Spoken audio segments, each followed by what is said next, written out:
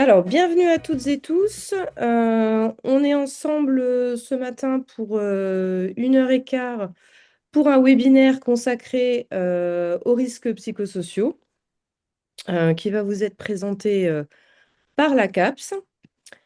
Au programme, ce matin, une petite introduction pour recontextualiser le sujet.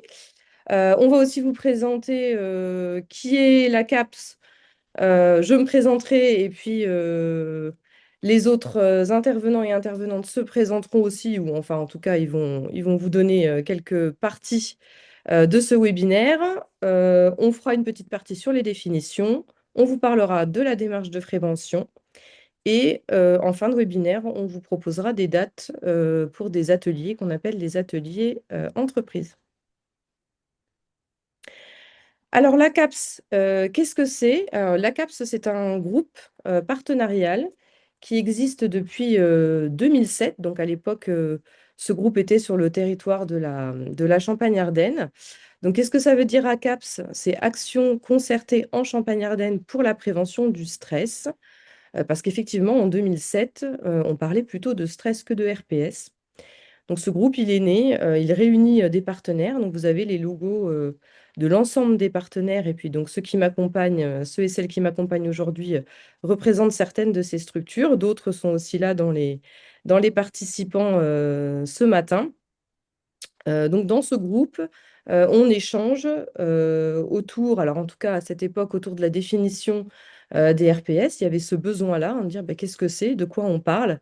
Et puis ensuite, ensemble, de travailler au service des entreprises pour proposer une définition, clarifier ce que c'est que la démarche, et puis vous outiller aussi pour mieux prévenir les risques psychosociaux. Donc moi, je suis Amélie Pierre, je suis chargée de mission à l'ARACT Grand Est, et donc j'anime en partie ce webinaire ce matin. Je suis accompagnée d'Adeline Cher, qui est ergonome à la CARSAT Nord-Est, de Bonjour. Julie Dufour, qui est ergonome et psychologue du travail à l'ASTHM, donc service de prévention et de santé au travail en Haute-Marne, Bonjour. de Sitou Ajavon, qui est psychologue du travail au PST 51. Bonjour. Et voilà, donc on va, nous, vous présenter là, tous les quatre, un petit temps autour des RPS. Petit rappel de fonctionnement, donc on est ensemble jusqu'à 10h15. On va consacrer la première heure du webinaire plutôt nous à une présentation et puis on vous laissera un temps de questions ensuite. Mais si vous voulez poser des questions tout au long du webinaire, on a aussi une collègue qui est là en back-office et qui va aussi répondre à vos questions en allant. Et puis on en regroupera et on en prendra quelques-unes à la fin du webinaire. Voilà pour les petits éléments de fonctionnement. Donc, je vais laisser la parole à Adeline pour une petite introduction et puis on va vous dérouler le programme présenté tout à l'heure. Merci Amélie. Oui, alors je vais commencer par vous situer les risques psychosociaux parmi la problématique des risques professionnels avec quelques chiffres. Donc, vous voyez déjà dans un premier temps les accidents du travail, hein, AT. Alors, on est toujours sur les mêmes causes d'accidents du travail, hein, principalement les manutentions manuelles qui représentent la moitié des accidents du travail. Et puis, on a également les chutes de plein pied qui représentent 30%. Mais ce qu'on voit de plus en plus, ce sont des accidents du travail de l'ordre des affections psychiques. Et pour l'année 2023, nous sommes à 2% des accidents du travail qui sont des affections psychiques, donc soudaines, soit environ 12 000 dossiers donc pour l'année 2023. En ce qui concerne les maladies professionnelles, on est toujours sur les troubles musculo-squelettiques qui représentent la première cause de maladie professionnelle en France avec environ 88%. Mais là encore, on a de plus en plus de dossiers de maladies professionnelles pour des affections psychiques. Et pour l'année 2023, ces affections représentent 5% des dossiers des maladies professionnelles. Alors, vous le savez sans doute, mais on n'a pas de tableau en soi de maladie professionnelle sur les affections psychiques, mais on a un comité régional de reconnaissance en maladie professionnelle qui peut statuer sur des dossiers dits hors tableau.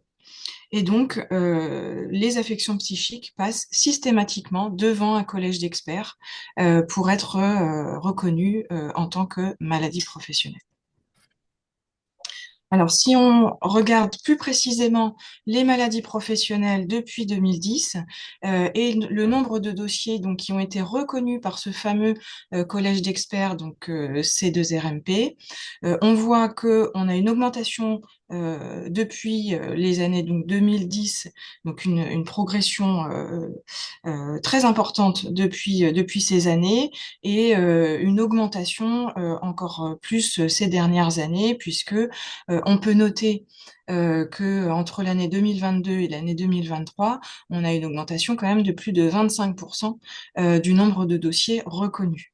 Alors, les dossiers reconnus sont essentiellement pour des cas de dépression et puis quelques troubles anxieux.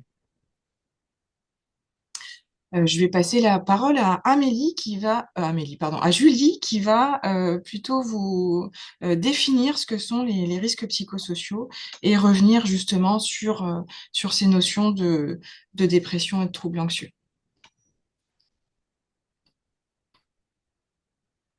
Merci Adeline. Donc du coup, moi je vais vous expliquer ce que sont les risques psychosociaux.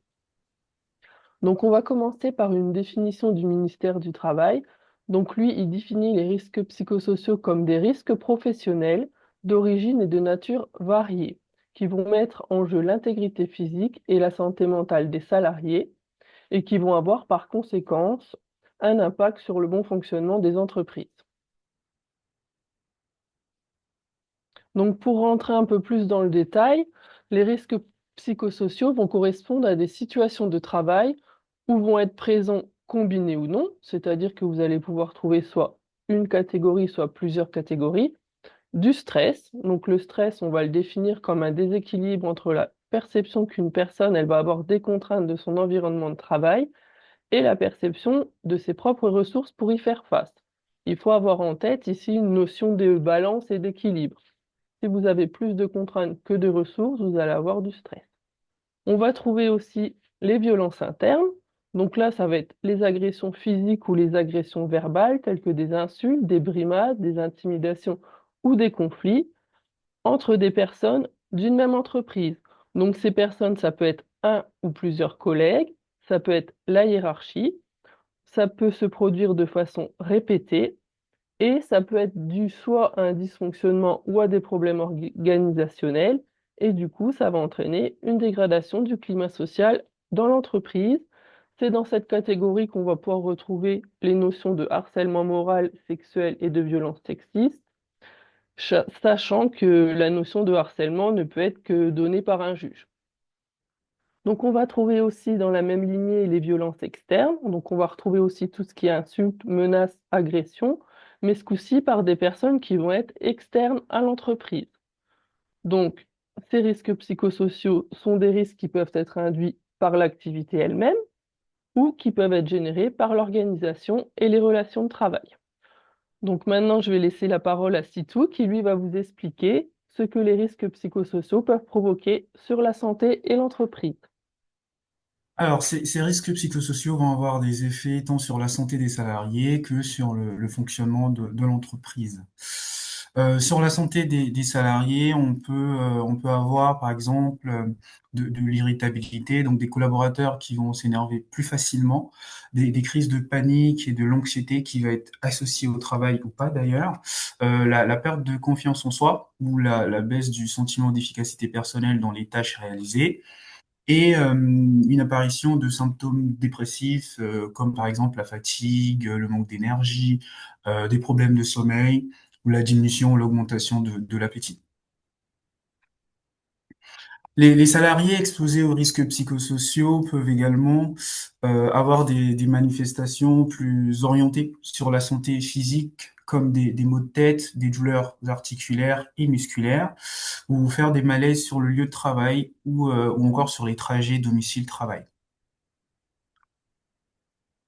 On peut également noter l'apparition de conduites addictives à l'alcool, par exemple, ou aux substances psychoactives, des troubles alimentaires ou du sommeil. Donc, ça peut être de l'insomnie, de l'hypersomnie ou alors la sensation d'avoir une qualité de sommeil qui va être dégradée et des troubles cognitifs qui peuvent affecter la mémoire et la concentration.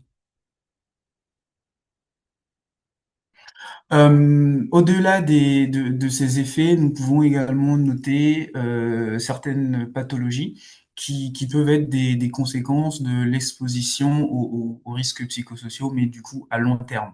Donc on va avoir par exemple des troubles musculo-squelettiques, un état de stress post-traumatique, un burn-out ou épuisement professionnel qu'on va avoir le plus souvent d'ailleurs, un syndrome anxio-dépressif ou on peut constater une augmentation de l'hypertension, du diabète, d'infections à répétition, de certaines dermatoses ou encore de maladies cardiovasculaires.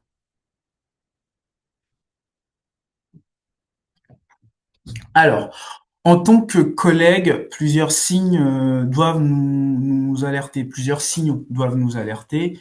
Donc, on a par exemple des comportements d'un collègue qui change ou qui varie.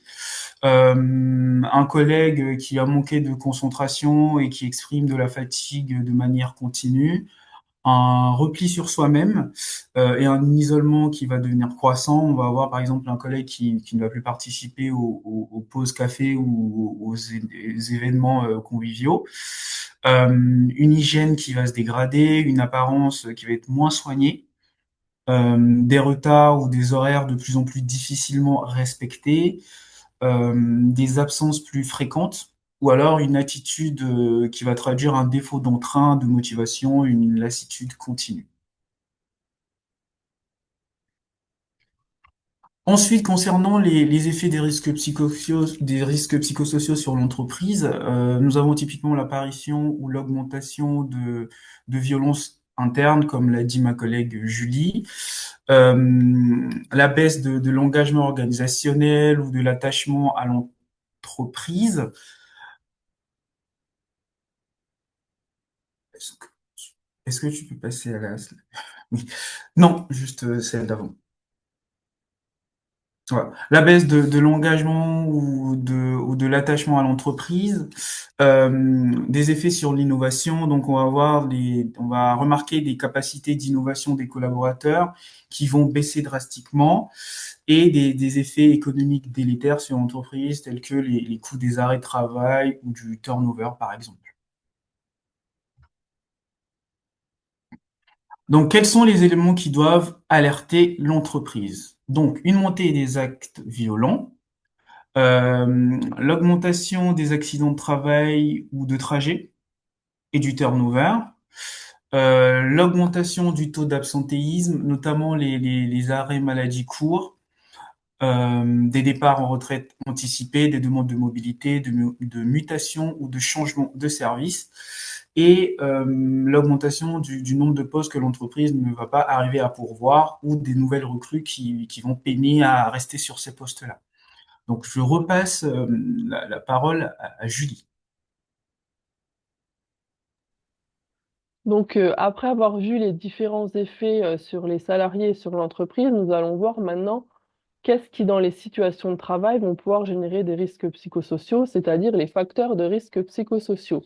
Donc là, moi, je vais vous présenter 6 grandes familles de facteurs de risque issus des travaux de Golac. Donc, on va retrouver en première famille tout ce qui va être lié à l'intensité et la complexité du travail. Donc là, ça va être tout ce qui va être contrainte de rythme de travail, les objectifs irréalistes ou flous ou contradictoires, des difficultés à concilier la vie personnelle et professionnelle, des horaires de travail atypiques, par exemple. On retrouve aussi en deuxième tout ce qui va être lié aux exigences émotionnelles, c'est-à-dire un travail qui va être en relation avec le public, où vos salariés vont être confrontés à de la souffrance, à une détresse sociale, voire à des situations qui peuvent générer de la peur, et des situations dans lesquelles ils vont, eux, devoir s'adapter et cacher leurs propres émotions. C'est-à-dire, bah, s'ils sont tristes, s'ils sont en colère, bah, ils vont devoir faire bonne figure parce qu'ils sont au contact d'un public. Donc la troisième catégorie, ça va être tout ce qui est lié à l'autonomie du travail. Donc soit un manque d'autonomie, c'est-à-dire que vos salariés n'ont pas de marge de manœuvre et ils doivent suivre des procédures bien spécifiques qui ne leur permettent pas forcément de s'adapter. Des tâches qui sont trop monotones, une faible possibilité de développer ses compétences, ou alors on peut avoir aussi le phénomène de trop d'autonomie, et dans ce cas, ne pas forcément avoir les moyens ou les compétences pour gérer ce trop d'autonomie, pardon.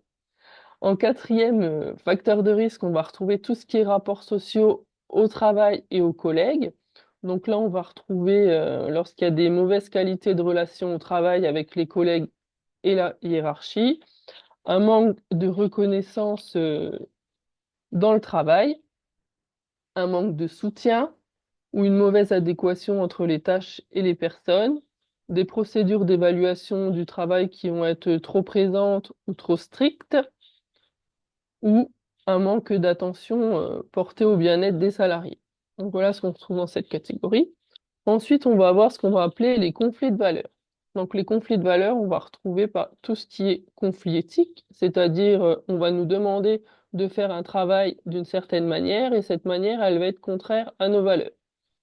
Je prends souvent l'exemple des commerciaux à qui on va demander de vendre des produits que eux, ils vont trouver de mauvaise qualité, mais comme ils ont des objectifs, ben, ils sont obligés de les vendre. Donc là, on va retrouver ce qu'on appelle un conflit de valeurs.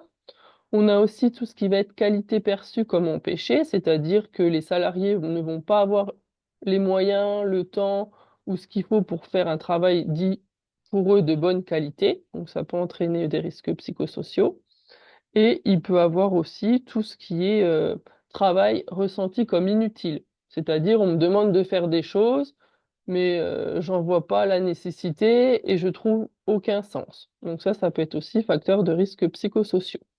Et en dernière catégorie, on va trouver tout ce qui est en lien avec l'insécurité du travail, c'est-à-dire, bah, par exemple, mon emploi n'est pas sûr, mon entreprise a des difficultés financières, je suis en CDD ou un contrat précaire. Il y a aussi, du coup, dans cette catégorie, tout ce qui est lié au changement. Donc, mon entreprise est en pleine mutation, en pleine évolution, mais ce changement, bah, il n'est pas accompagné, il n'est pas maîtrisé, il n'est pas expliqué, et ça peut entraîner des risques psychosociaux. Donc, voilà pour les 6 grands facteurs de risque psychosociaux.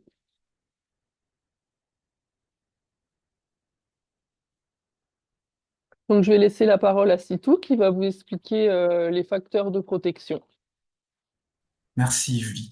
Heureusement, il existe des facteurs de protection, comme par exemple le fort soutien social de la part des collègues et de la hiérarchie, le fait de faire un travail qui permet de donner sens aux tâches réalisées dans son travail, l'autonomie ou l'attitude décisionnelle qui est attribuée aux salariés, la possibilité d'avoir des moments permettant de satisfaire le besoin de récupération, donc ça peut être des temps de pause réels ou des temps de déconnexion réels.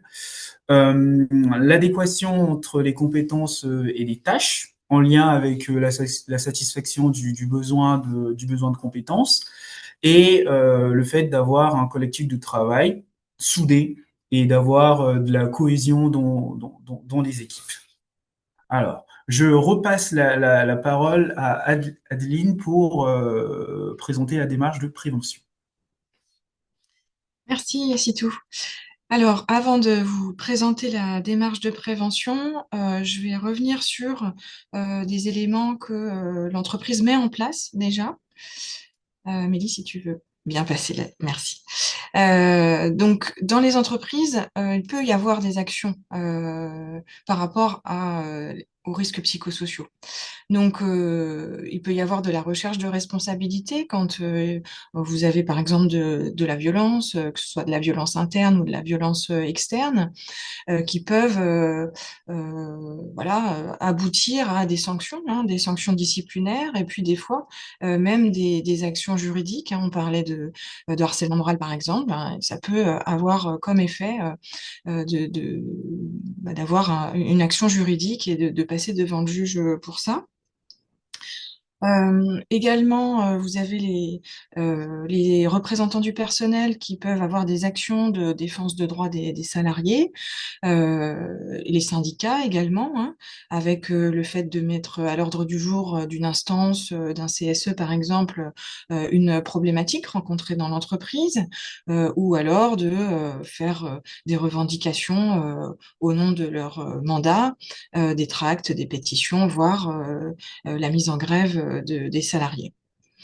Il peut y avoir également des régulations RH, c'est-à-dire proposer à certaines personnes une mobilité de poste ou une mobilité géographique, ou des réorientations, des formations pour changer de poste, par exemple. Le dernier point qui est également possible et qui est rencontré dans l'entreprise, ce sont tout ce qui est médiation interpersonnelle, donc entre plusieurs personnes, quand on est sur des conflits plutôt, donc de la violence interne. Alors toutes ces actions, hein, sont complètement légitimes de la part de l'entreprise, de la part de la direction ou des représentants du personnel.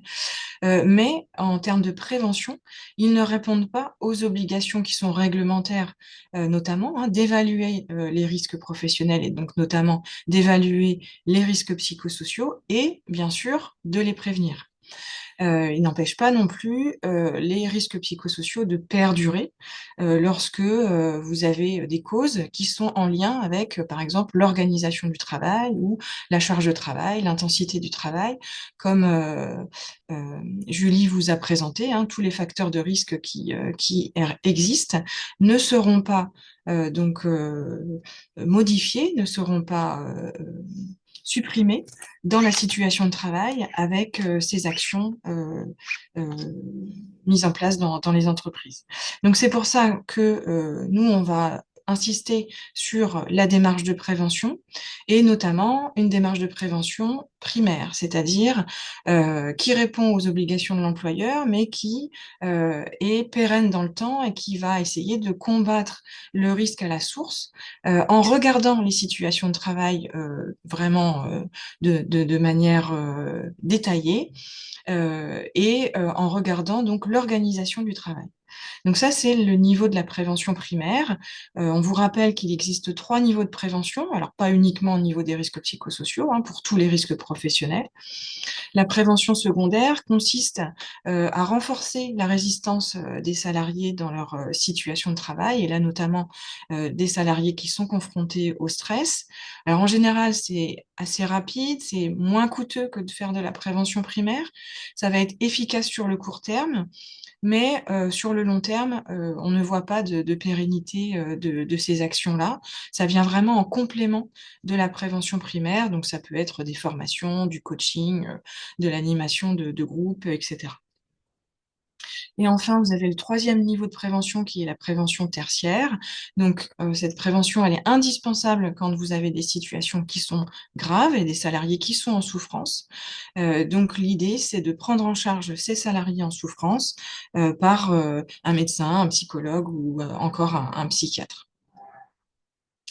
Alors, nous, ce qu'on vous conseille aujourd'hui, hein, c'est bien la mise en place d'une démarche de prévention primaire. Donc cette démarche de prévention primaire, elle va être la même, quelle que soit la situation dans laquelle l'entreprise se trouve. Donc vous avez tout en haut du schéma les différentes situations que l'entreprise peut rencontrer. Alors par exemple, l'entreprise veut évaluer ses risques professionnels dans le cadre d'une modification des conditions de travail, par exemple un projet d'agrandissement, un projet de nouvelles machines, de nouveaux produits, etc.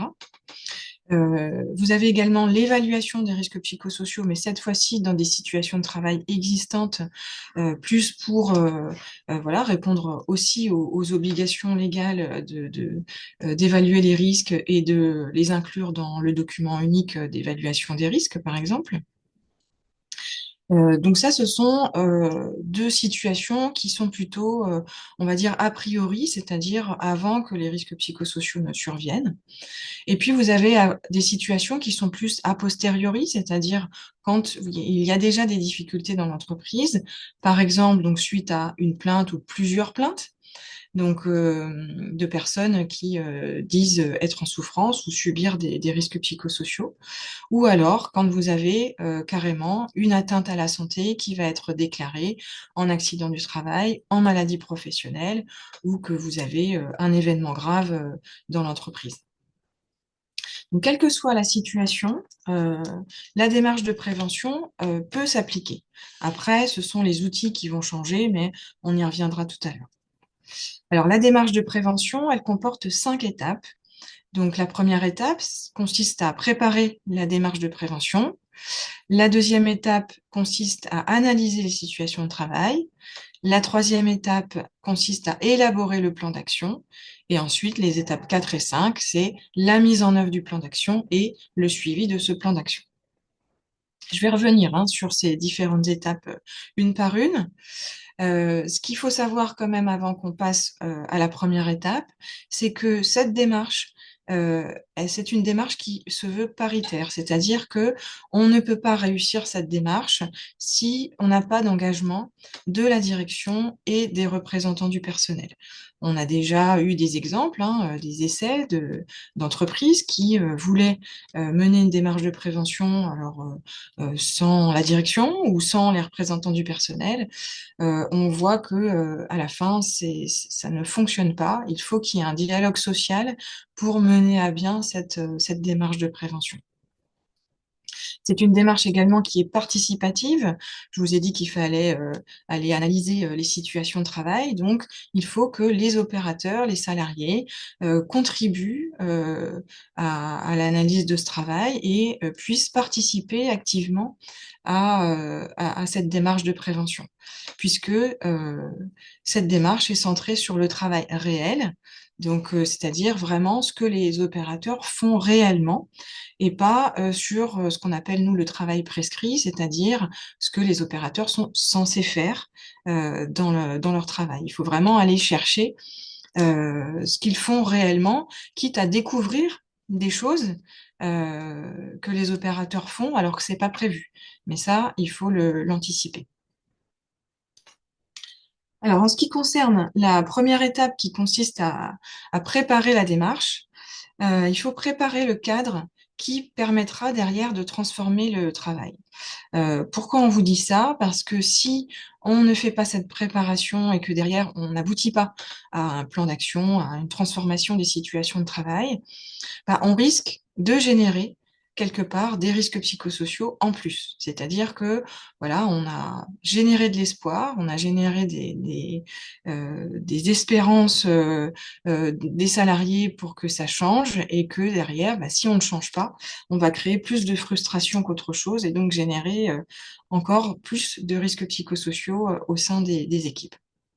Donc cette démarche, cette première étape de préparation de la démarche, elle est essentielle et on ne peut pas aller faire les autres étapes si on n'a pas fait cette première étape de préparation. Donc il s'agit de définir quelle va être l'instance qui va être porteuse de la démarche, c'est-à-dire quels sont les acteurs qui vont être impliqués, est-ce que la direction est impliquée dans le groupe de travail, est-ce que on a les représentants du personnel, est-ce qu'on a les managers de proximité, etc., etc. Donc ça, c'est à l'entreprise de décider en fonction de son organisation, de sa taille et des habitudes de travail qu'elle a. Si il y a un CSSCT par exemple, ou si les choses se passent plutôt en général en CODIR par exemple. Donc voilà, ça c'est à calquer par rapport à ce qui est fait déjà dans les entreprises. Après, il faut se poser la question de si les personnes en interne sont formées ou pas aux risques psychosociaux. Est-ce que tout le monde est sur le même niveau d'information et de formation sur les risques psychosociaux, sur la démarche de prévention? Parce que, en général, c'est la première euh, le premier problème que l'on peut rencontrer quand on veut mener cette démarche, que tout le monde ne soit pas au même niveau d'information et que du coup, on ne se comprenne pas. Et ensuite, il faut définir quels sont les rôles et quelles sont les missions de chacun au sein du groupe de travail. Alors, vous avez également des engagements de l'employeur qui sont à évoquer au sein de ce groupe de travail, et notamment, est-ce que l'employeur s'engage à être partant, participant dans ce groupe de travail, pour derrière s'engager aussi à mettre en place des mesures de prévention. Comme je vous disais, c'est essentiel à cette étape. Également, les engagements de l'employeur, c'est aussi de savoir quels moyens vont être donnés par l'employeur pour mener à bien cette démarche de prévention. Alors les moyens, c'est pas forcément des moyens financiers, mais c'est aussi des moyens humains, de savoir qui est-ce qui peut être missionné pour travailler sur ce sujet, combien de temps, est-ce que les personnes peuvent être libérées un peu de leur charge de travail pour mener à bien cette démarche. Tout ça, ça se discute et ça se règle dans cette phase de préparation de la démarche. Également sur voilà, la participation des salariés, etc. Ensuite, vous avez à régler également dans cette étape les principes donc de l'action, c'est-à-dire euh, les principes de l'action, ça va être, par exemple, est-ce que on est sur la base du volontariat par rapport au fait d'écouter les personnes, d'interroger les personnes? Est-ce que on est aussi sur la recherche de responsabilité ou pas? Donc nous, évidemment, on conseille que on soit sur la base du volontariat, qu'on ait une garantie de l'employeur qu'il n'y ait pas, pendant le temps de la démarche, de recherche de responsabilité et de sanctions, parce que sinon c'est contre-productif par rapport à cette démarche de prévention. Et également de s'engager sur la protection de la parole, c'est-à-dire le fait donc de ne pas sanctionner les éventuelles personnes voilà, qui mettraient en avant des éléments dans leur travail qui ne sont pas connus de l'employeur. Enfin, donc ces différents éléments doivent être mis en place donc en fonction des différents acteurs, des différents outils qui vont être utilisés, et puis se fixer également des délais d'action. Ces différents éléments vont être écrits. Nous, c'est ce qu'on conseille, de les écrire pour qu'on puisse revenir dessus de ces différents engagements, parce qu'on sait aujourd'hui, il y a quand même beaucoup de turnover dans les entreprises, que ce soit au niveau de la direction, au niveau des salariés. Donc, c'est mieux de formaliser par écrit ces engagements, par exemple dans une annexe d'un PV de CSE, dans un accord d'entreprise, etc. Ça, c'est au libre choix de l'entreprise. Mais comme ça, l'entreprise et tous ses membres peuvent se référer à cet écrit à tout moment de la démarche. Alors, la deuxième étape consiste à analyser le travail réel. Donc, quand on s'est bien mis d'accord sur comment ça allait se passer et quelles sont les situations qui comportaient des risques psychosociaux, l'idée, c'est d'aller voir sur place et donc d'aller interroger les personnes, d'aller observer les personnes qui travaillent pour identifier les différents facteurs de risque et les facteurs de protection que Julie et Sitou vous ont cités tout à l'heure. Donc l'idée, c'est vraiment de repérer chaque facteur et de voir s'ils sont présents ou pas dans la situation de travail. Repérer les facteurs, c'est bien, mais l'idée derrière, c'est de comprendre quelles sont les causes de ces facteurs de risque et de ces facteurs de protection pour pouvoir agir dessus, les modifier si ce sont des facteurs de risque et bien sûr les conserver si ce sont des facteurs de protection. Alors, il existe un certain nombre d'outils qui vous sont proposés par les différentes institutions. On vous a illustré sur cette diapositive 3 outils, donc plutôt sur l'évaluation des risques ou sur l'évaluation des risques a posteriori, c'est-à-dire quand il y a eu un événement grave. Alors, je ne vais pas détailler aujourd'hui les outils qui existent, mais sachez que voilà, il y a un certain nombre d'outils qui permettent de vous aider à identifier ces facteurs de risque et comprendre les causes et les conséquences pour agir dessus. Bien sûr, l'idée derrière, hein, l'idée qui est bien sûr un objectif final, c'est bien d'améliorer les conditions de travail et de réduire, voire supprimer les risques psychosociaux. Donc, élaborer collectivement un plan d'action sur la base des résultats de l'évaluation et de déterminer donc des priorités selon le niveau de risque qui est mesuré, hein, la faisabilité et l'efficacité des mesures. Alors, pour déterminer les priorités, on a un certain nombre de critères de choix qui sont les mêmes que pour les autres risques professionnels, hein, la conformité à la réglementation, l'action sur les causes profondes, la stabilité dans le temps, etc., etc. Et bien sûr, le fait qu'ils respectent les principes généraux de prévention et d'avoir des actions plutôt collectives au départ plutôt que des moyens de protection individuels, par exemple. Évidemment, comme dans tout plan d'action, on définit des moyens, des responsables pour chaque action et également des délais de réalisation. Alors, pour que l'entreprise donc puisse suivre ce plan d'action, on vous conseille de le présenter donc en CSE pour que tous les membres du CSE soient informés de ce plan d'action et puis soient validés aussi par le chef d'entreprise et communiqués vers les salariés.